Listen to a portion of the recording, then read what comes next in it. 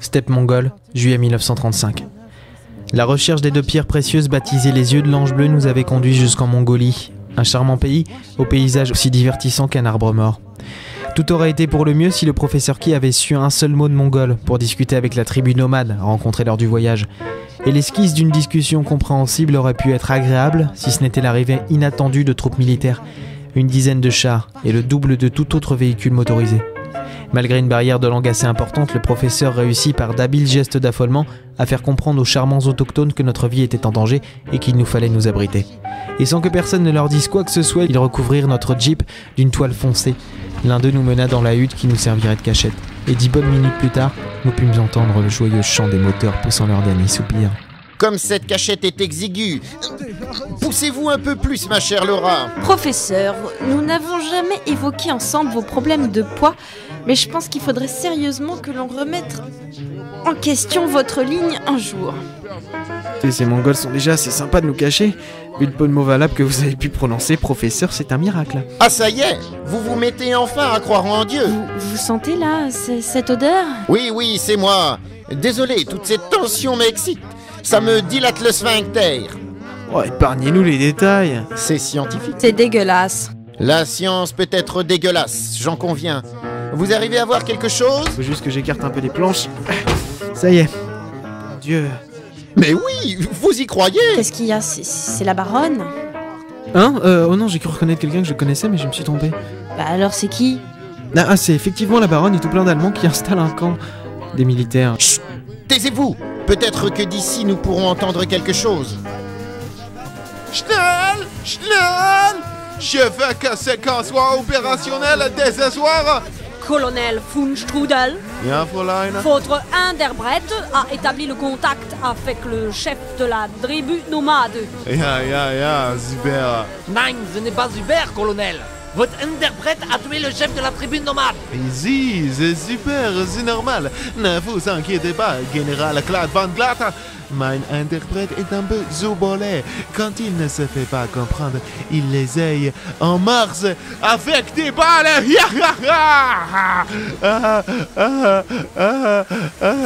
Allez, je vous laisse. Il faut que je trouve un coin tranquille pour pisser. Mein prostate. Ja. Je n'aime pas cela, baronne. Pourquoi le Führer nous a affublés de ce petit colonel ridicule? Parce que notre escapade à Paris a été un vrai fiasco, mein général d'amour, et que le Führer fait des résultats. Sinon, il se met en fureur. Vous savez, baronne, ce qui me gêne, c'est que j'ai l'impression que le colonel von Strudel a un rire plus démoniaque que le vôtre. Non, je suis plus méchante que lui. Oh, veuillez m'excuser d'avoir douté, baronne. Quand j'étais petite, je montrais mes fesses aux passants. Sans vouloir vous contredire, baronne, j'ai fait pareil. Ya, mais moi, j'avais de l'eczéma. Oh, comme c'était méchant. Ya. Je m'adore. Madame la baronne,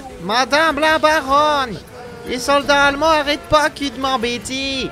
Ah, Hakim Wild, nous l'avions oublié. C'est parce que vous êtes égyptien, Hakim. Et les nazis sont racistes, ne l'oubliez pas. Ce qui fait de nous des méchants qui puent du cul. Vous nous débraissiez un peu trop, mon cher Klaus. C'est pour attirer l'antipathie des auditeurs, baronne. Ah, ya, ces gonds d'auditeurs. Eux aussi, je les ai fait oublier. Alors, madame la baronne, qu'est-ce que Bon, je fais, moi, maintenant? Puisque nous, les éditeurs, on est des cons, on va changer de radio, hein. Chérie, tu peux changer de station? Qu'est-ce que tu veux que je mette ? Je sais pas, une radio bien. Fun ? Non, déconne pas, j'ai dit une radio bien. Et nous, vous nous oubliez, là? C'est qui parle ? C'est moi, Buxley, le héros.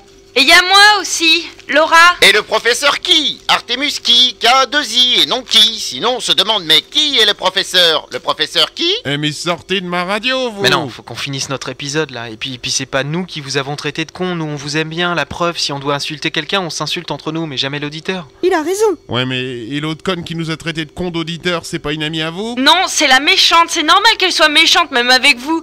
C'est pour que vous l'aimiez pas. Bah oui, mais... Bon, allez manger vos céréales du matin, écoutez la fin du feuilleton et allez travailler dans la joie et la bonne humeur. Et laissez-nous vivre nos aventures, enfin quoi. Sinon, ça sert à quoi qu'on risque nos vies, hein? On est peut-être des personnages imaginaires, mais nous aussi, on a notre dignité. Oh, dignity! C'est beau ce que vous venez de dire. Bon ben alors continuez, désolé, on changera pas de station de radio alors. Ouais, mais là, c'est un peu tard. Avec vos conneries, on arrive déjà à la fin de l'épisode. On est vraiment désolé, on savait pas. Ouais, c'est ça, toujours désolé. Et quand vous changez de station de radio, comme ça, vous tuez la radio. Et ceux qui travaillent dans ces radios, vous y pensez à ça quand vous changez de station? À vrai dire, on s'en fout un peu. Et les sondages médiamétrie, hein? Quand on a des mauvais scores, c'est à cause de qui? Des méchants nazis du feuilleton, peut-être? Ingrat. Ouais, c'est ça, ingrat. Non, franchement, vous mettez pas dans cet état-là, c'est pas la peine. De toute façon, on arrive à la fin de l'épisode. Bon, on vous pardonne. On vous aime quand même.